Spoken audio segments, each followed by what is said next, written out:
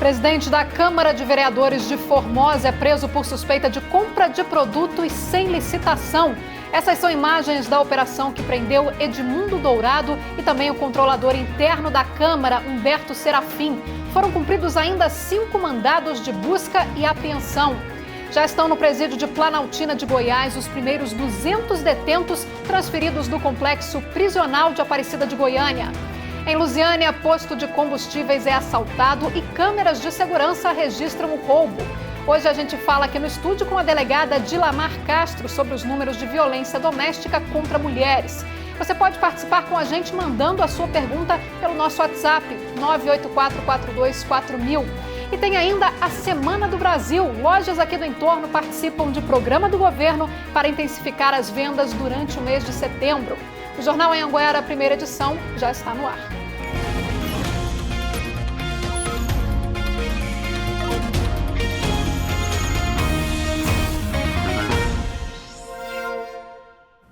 Olá, muito boa tarde.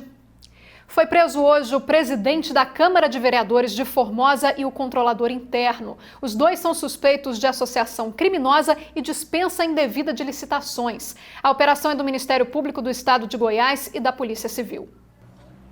Nas primeiras horas do dia foram cumpridos 2 mandados de prisão preventiva e 5 de busca e apreensão. Foram presos preventivamente Edmundo Nunes Dourado, vereador e atual presidente da Câmara de Vereadores de Formosa, e Humberto Serafim Mendonça, controlador interno da Câmara.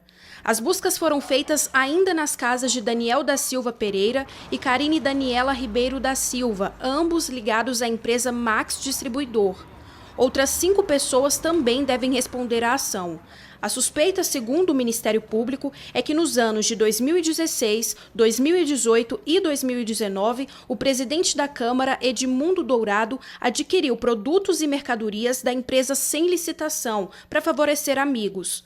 Os bens dos acusados foram bloqueados para assegurar o ressarcimento dos prejuízos aos cofres públicos. As penas podem chegar a 8 anos de prisão. Os envolvidos também devem responder por improbidade administrativa, que prevê a suspensão de direitos políticos, perda do cargo e proibição de contratação com poder público, reparação dos prejuízos e também multa. Nós entramos em contato com o advogado da Câmara de Vereadores de Formosa, mas até agora não tivemos resposta sobre a defesa de Edmundo Nunes Dourado e de Humberto Serafim Mendonça. A empresa Max Comércio e Distribuição informou em nota que está colaborando com as investigações e que está à disposição da Justiça para esclarecer os fatos relacionados ao fornecimento de produtos à Câmara. Reforçou ainda que não haveria qualquer irregularidade. E um posto de combustíveis foi assaltado ontem no Parque Alvorada, em Lusiânia. As câmeras de segurança registraram a ação dos bandidos. Pelas imagens, dá para ver quando um dos criminosos chega armado, rendendo o frentista. Depois ele aborda o motorista, que estava abastecendo. Enquanto isso, o outro homem pega dinheiro do caixa com uma das funcionárias. E os dois vão embora correndo. A ação durou menos de 1 minuto. Segundo o gerente do posto, os bandidos levaram cerca de R$150 do caixa. Do motorista foi levado um aparelho celular. E já estão no presídio de Planaltina de Goiás os primeiros 200 presos transferidos do complexo prisional de Aparecida de Goiânia. A nova cadeia de Planaltina é considerada de segurança máxima. A Renata Gorga e o Jardel Pascoal acompanharam a mega operação montada para transferir os detentos. Logo cedo, a movimentação na frente da casa de prisão provisória em Aparecida de Goiânia era grande. O mesmo cenário em frente aos presídios de Anápolis e Formosa. A operação envolveu 400 policiais e 50 vans dos órgãos de segurança pública para o transporte de 200 presidiários até o presídio de Planaltina, no entorno do Distrito Federal. Quando o comboio se aproximou do destino, foi acompanhado também pelo helicóptero da Polícia Militar do DF. Primeiro chegaram os carros do Corpo de Bombeiros e então as vans com os detentos. Foram trazidos para cá os presos considerados mais perigosos. Mesmo de dentro das cadeias, eles ainda estariam dando ordens para a execução de crimes. Controle efetivo da violência na rua, principalmente dos graves crimes, passa necessariamente por um controle rígido do sistema prisional. Hoje, eu acredito que nós demos um passo importantíssimo para ter esse controle efetivo e a gente espera, nos próximos meses, começar a ter o reflexo disso também nas ruas. O presídio foi inaugurado no último dia 2 e, segundo a Diretoria-Geral de Administração Penitenciária, tem capacidade para 388 presos. Esses que chegam agora serão os primeiros da unidade prisional, que é considerada de segurança máxima. O prédio tem scanner corporal, sistema de vídeo monitoramento e detector de metais. As celas não têm energia elétrica e não é permitida a entrada de roupas e alimentos.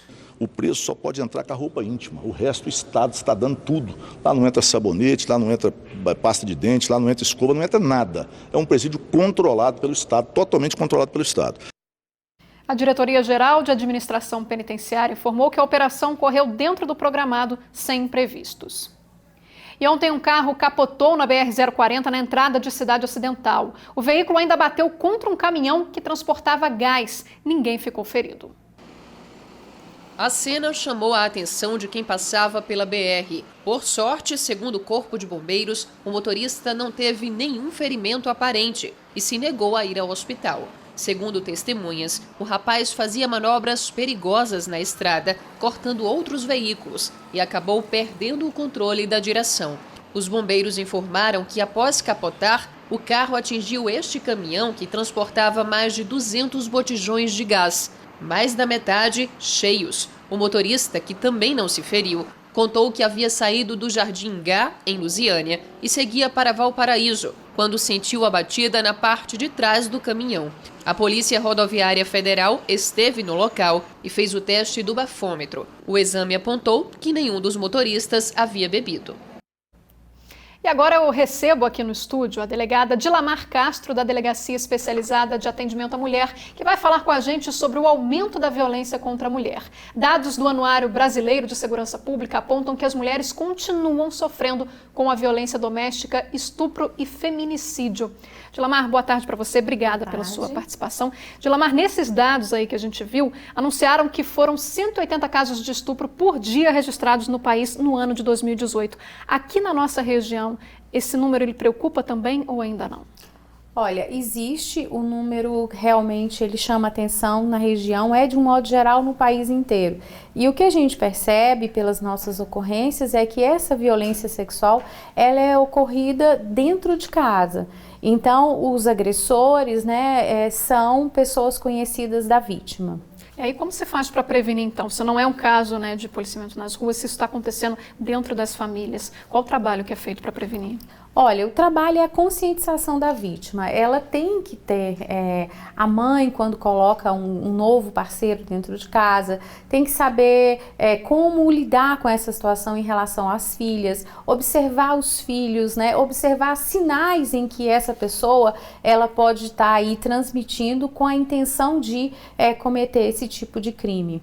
E essa orientação para essas mães, ela normalmente é dada onde? Isso deveria ou está sendo orientado nas escolas, em algum outro local? Existem campanhas, Existem campanhas a nível nacional, existem campanhas que são feitas dentro do município, existe a orientação que é feita através do CREAS, do CRAS, da própria delegacia quando a vítima procura, quando há informação ou a mãe há suspeita de que isso está ocorrendo, então a gente já orienta, já tenta então fazer um questionário voltado para ver se consegue identificar que ali está acontecendo uma violência sexual, que já está acontecendo ou em eminência de acontecer. Aproveitando essas orientações, Dilamar, a gente deixa aberto aqui também para o público. Quem quiser mandar algum questionamento, a gente repassa. Você pode fazer a sua pergunta pelo nosso WhatsApp, 984-424000, que eu repasso aqui a pergunta para a delegada. E, Dilamar, esses números que surpreendem a gente, eles significam que as pessoas estão denunciando mais ou realmente o crime está acontecendo com mais frequência? Olha, eu entendo já com a minha experiência na Polícia Civil, trabalhando com esse tipo de crime, que há um maior número de pessoas que estão denunciando. E há uma evidência maior desses crimes porque é um crime que com maior dificuldade de se combater. É muito mais complicado se combater um crime que ocorre no interior da casa, que é necessário conscientização da vítima, das pessoas que estão envolvidas ali, e aí a gente ainda tem que considerar que são relações de afeto, que envolve sentimento, envolve confiança do agressor e da vítima, então é muito mais complicado de se combater do que o crime que ocorre na rua.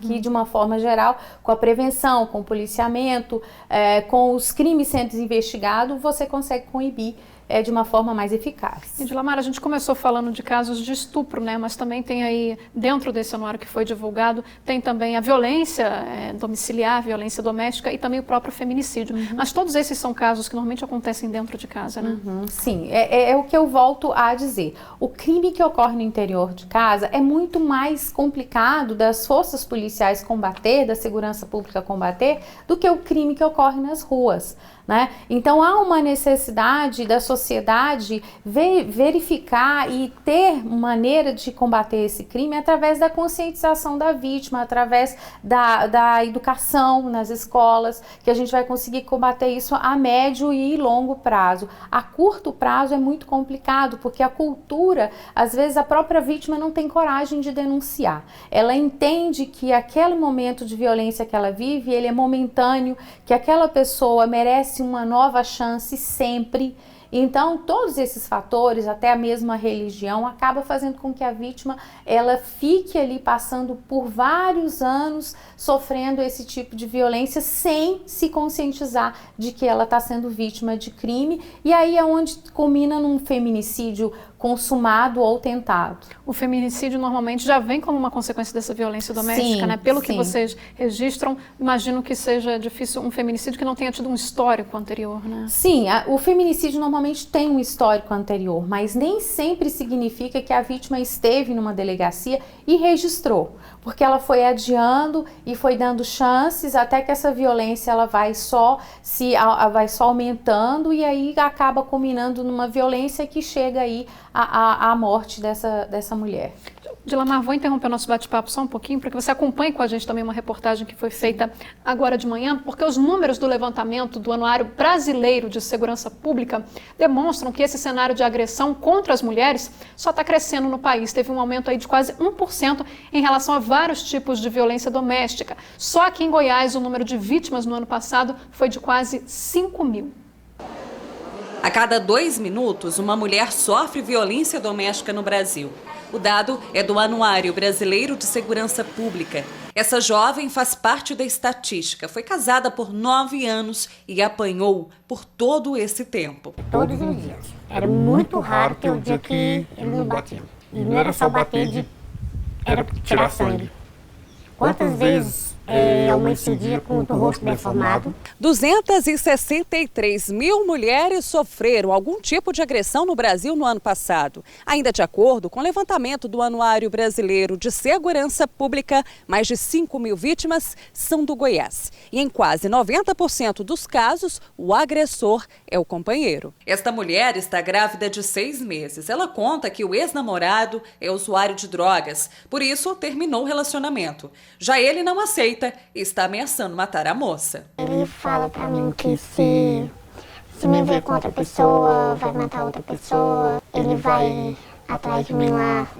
Quando eu saio do colégio, eu vejo ele me vigiando de moto. E ele sempre fala que tá armado e sempre tá drogado também. E o que chama a atenção é que o número de estupros aumentou em 4%.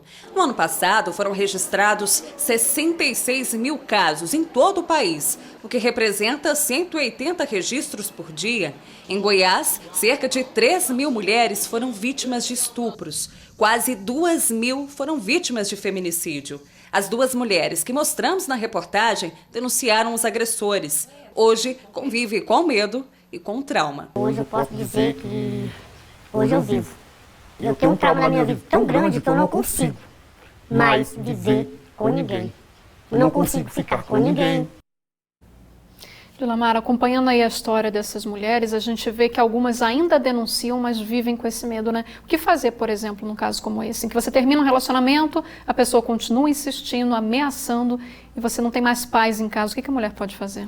Olha, eu oriento que a mulher, ela de imediato, ela procure a delegacia, ela informe o que está acontecendo, para que essa ameaça, ela não, então, aí tenha uma amplitude, que ela aumente, que ela passe de uma ameaça para uma lesão, para uma tentativa de feminicídio. Porque com isso, com essa denúncia, existem meios da gente coibir. e quais sejam a medida protetiva, em caso de descumprimento dessa medida protetiva, ainda até a prisão preventiva, caso ele não esteja cumprindo a medida protetiva. E outras políticas podem ser feitas, que hoje o caso do uso da tornozeleira para os agressores de violência doméstica. Então, existem orientações que são dadas a essa vítima de como se comportar para que ela possa se sentir mais segura, né, e conseguir levar a vida adiante. Essa medida protetiva, né, explicando para quem está em casa de que forma que ela funciona, Dilamar? A medida protetiva é um rol de possibilidades que a vítima faz o requerimento na delegacia ou mesmo no Ministério Público, numa defensoria pública, onde a gente coloca situações, seja o afastamento do agressor, da vítima, de familiares, de pessoas que são ligadas a essa pessoa, a questão da restrição à visita aos filhos, né? A distância de outros meios de comunicação também, a proibição. E caso essas medidas não sejam cumpridas, existe a possibilidade da prisão.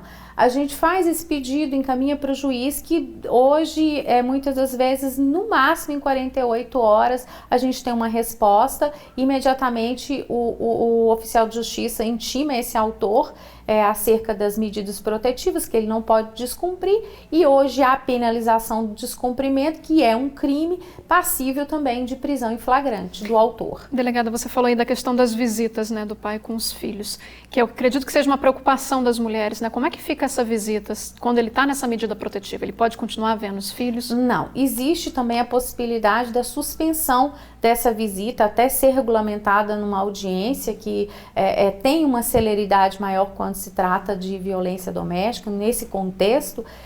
Então, a suspensão dessa visita, ela é possível pelo juiz, que vai ser discriminado nas medidas protetivas, até que então tenha condições de se retomar aí as visitas do pai, para evitar, porque é uma porta realmente de acesso à visita aos filhos, ter acesso à vítima, né? O que pode aí gerar um novo crime. Dilamar, uma das preocupações das mulheres que acabam não denunciando é que normalmente aquele agressor ele é o provedor da família, é o que sustenta a família. Existe alguma proteção para a mulher nesse sentido? Ela é respaldada de alguma forma hoje pelo poder público? Olha, existe possibilidades dela procurar ajuda junto à assistência social. A lei autoriza a suspensão do contrato de trabalho dessa mulher, o afastamento dela do trabalho sem a perca do vínculo empregatício em razão da violência que ela vem sofrendo. Então, depois do registro da ocorrência, com esse documento na mão, ela tem condições de buscar junto ao seu empregador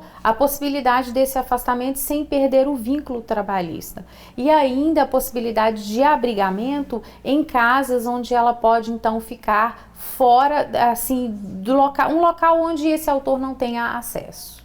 Ok, Dilamar, começaram a chegar algumas perguntas aqui de mulheres que não querem se identificar. A primeira pergunta, por que quando faz um registro, né, de uma ocorrência na DEAN, preciso passar pelo fórum? Qual seria esse procedimento? Porque o procedimento na delegacia, ele é o procedimento inicial. Então, é feito o registro da ocorrência, é feito o requerimento das medidas protetivas, que é encaminhado imediatamente assim que é feito o registro. Existe, então, o processo administrativo, o inquérito policial, que é onde a gente vai investigar os fatos, ouvir a vítima, formalizar essa denúncia, aí a gente vai encaminhar ao Poder Judiciário para que então ocorra a denúncia do Ministério Público em relação a esse agressor. Mas esse é um processo demorado? Desde que a mulher faz a denúncia, há quanto tempo ali ela pode esperar que alguma coisa seja feita de fato? Olha, existe um prazo que a gente tem, por exemplo, se esse autor ele está em liberdade, é um prazo de 30 dias para a conclusão do inquérito policial e encaminhamento ao Poder Judiciário. Infelizmente, nós temos deficiências no número de pessoas dentro da delegacia para fazer esse atendimento. Então, o que a gente hoje faz? A gente faz uma análise de risco de cada caso para que a gente então possa priorizar as questões mais urgentes, que a gente vê a iminência de um problema maior, para dando prioridade, porque a demanda é muito grande e existe em contrapartida muito pouca gente para efetuar esse trabalho. Dilamar, estão chegando algumas perguntas aqui sobre por que as mulheres demorarem tanto para denunciar. Pelo depoimento que vocês recebem lá, normalmente quando a mulher faz a denúncia, denúncia, ela já vem sofrendo essa violência por muito tempo? Sim, existem casos, a gente percebe, de mulheres que já estão na terceira idade, que relutam em procurar, mulheres que vão acompanhadas de filhos adultos. Olha, eu vi a minha mãe ser agredida, passar por violência doméstica, ser humilhada pelo meu pai anos e anos. E hoje a gente está aqui para denunciar, porque não dá mais para continuar vendo, né, uma pessoa já de idade passando por isso. Então existem casos em que a mulher passa anos, uma vida inteira sendo vítima de violência e não tem coragem de denunciar. Tem que denunciar, né? Tem que denunciar, sim. E tem algum número que as pessoas possam ligar? No caso, você falou aí que outras pessoas, né, podem ajudar nessa denúncia. Quando a pessoa se depara com uma violência dessa, seja de um vizinho, seja de um parente, ela pode fazer algum tipo de denúncia anônima? Sim, ela pode fazer a denúncia anônima usando o 180. Existem pessoas que ligam até na própria delegacia, que o telefone é o 3621 4490. Não precisa se identificar, a gente só pede para a pessoa passar realmente os dados corretos, porque, como eu já disse, a gente tem muito pouco pessoal para efetuar esse trabalho. Então, assim, imediatamente a gente tendo a notícia de um caso que esteja acontecendo, que a vizinha identificou, olha, a minha vizinha eu estou escutando gritos, está acontecendo alguma coisa errada. Se essa pessoa faz essa denúncia naquele momento, a gente pode interromper ali um ciclo de violência ou uma tentativa de evitar um feminicídio ou uma tentativa de feminicídio. Então é muito importante a conscientização das pessoas para que a gente possa combater essa violência contra a mulher. Porque é muito mais difícil, como eu disse, combater a violência que ocorre nas ruas do que dentro de casa, se não houver aí a cooperação de todos e o envolvimento das pessoas para a gente combater, né? Certo. Muito obrigada pelas suas informações, pela sua entrevista, Dilamar. A gente muda de assunto agora para falar que em Goiânia 3 pessoas foram presas em flagrante tentando aplicar um golpe. A vítima desconfiou e chamou a polícia. Segundo a PM, os suspeitos iam comprar uma máquina anunciada em um site de vendas, mas não iam pagar pelo produto.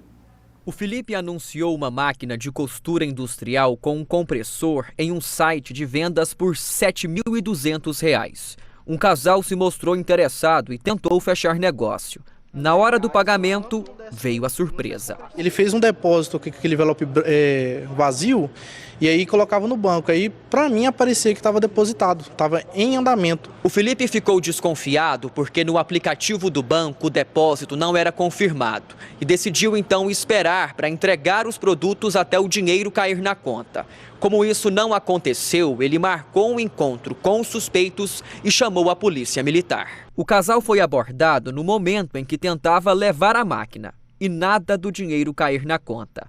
O filho da mulher também foi preso. Fez um depósito, o dinheiro ficou pendente na conta, não caía. Depois um segundo depósito que também foi suspenso. E aí, pela expertise da vítima, ela desconfiou da situação. Fizemos a abordagem do autor e esperamos um tempo para ver se o dinheiro entrava na conta ou não. E não entrou. Na casa dos suspeitos, a PM apreendeu 2 TVs, cartões de créditos, 12 celulares e vários chips. Eles não souberam falar da origem desses produtos, não apresentaram nenhuma nota e os produtos foram todos remetidos aqui para a Central de Flagrantes para ser apresentados à Polícia Civil para tomar as medidas cabíveis.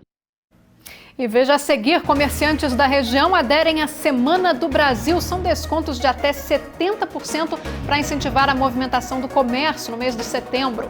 A reclamação de moradores do setor Anhanguera C, em Valparaíso. Eles contam que há cerca de 2 meses a prefeitura abriu buracos na rua e não voltou para tapar. Ainda nessa edição a gente fala da previsão do tempo e hoje tem o quadro No Fim das Contas. Nós voltamos logo depois dos comerciais.